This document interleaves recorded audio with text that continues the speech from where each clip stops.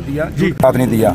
और निशारा के अंदर जो डीआईजी रजौरी था, पुंछ था, एसएसपी रजौरी था, डीसी रजौरी था, निशारा की एडमिनिस्ट्रेशन थी, एसएचओ निशारा के गाड़ी में जाके शराब और पैसा जा रहा था। उसके बावजूद भी लोगों ने दिखाया, निशारा के लोगों ने, वो हिंदू डोमिनेटेड कॉन्स्टिट्यूंसी है, उन्होंने दिखाया कि हम ये झूठ पे चलने वाले नहीं हैं, हमें काम दिखाने होंगे। काम बताइए 10 साल में आपने क्या किया। जब काम की बात आती है तो वो गाने गाने शुरू कर देता है, जब काम की बात करने की आती है तो वो हिंदुस्तान और पाकिस्तान करना शुरू करता है, जब काम करने की बारी आती है लोग सवाल पूछते हैं तो वो हिंदू और मुसलमान करना शुरू करता है, सिख और ईसाई का मसला उठाना शुरू करता है। इसलिए लोगों ने, निशारा के लोगों ने पूरे जम्मू कश्मीर में एक मैसेज दिया कि भाई जो प्रदेश अध्यक्ष था बीजेपी का, जो कहता था कि जम्मू कश्मीर में बड़ा कुछ काम हुए हैं, निशारा के लोगों ने दिखा दिया कि यहाँ काम नहीं हुए, हमारे घर घर में बच्चे बेरोजगार हैं, हमारे बिजली और पानी के मसले हैं, हमारे हॉस्पिटलों के मसले हैं, खिता पीर पंचाल का जहाँ रेलवे का मसला था, खिता पीर पंचाल का 4 लेन का मसला था, खिता पीर पर में जब गर्मियाँ आती हैं, वो लो वोल्टेज आती है,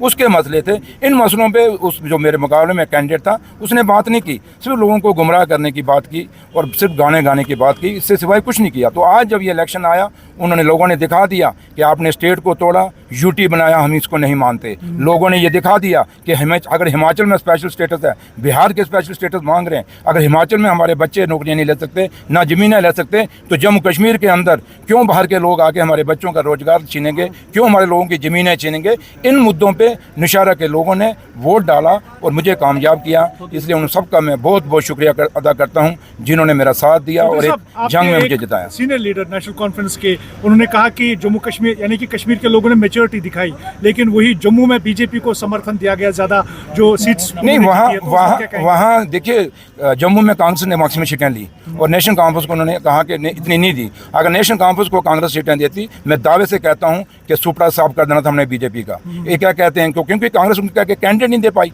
लेकिन हमारे पास कैंडिडेट थे नेशनल कॉन्फ्रेंस के अंदर।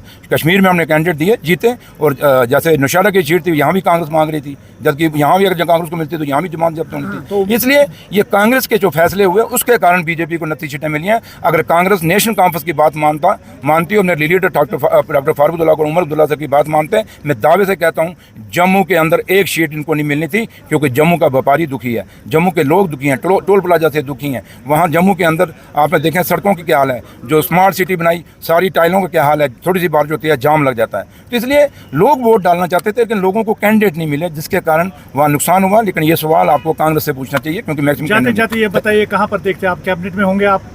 देखिए, मैं भगवान से यही शुक्रिया अदा करता हूँ कि जो मुझे उन्होंने मुकाम दिया, ये भी बहुत मेरे लिए बहुत बड़ा है, क्योंकि जिसको मैंने हराया वो जम्मू कश्मीर का भारतीय जनता पार्टी का अध्यक्ष था, प्रदेश अध्यक्ष था, और वो एक चेहरा था जम्मू कश्मीर के अंदर। और उसके हारने का मतलब है कि जम्मू कश्मीर के अंदर लोगों ने बीजेपी की जो झूठी पॉलिसी हैं उनको एक्सेप्ट नहीं किया। Thank you.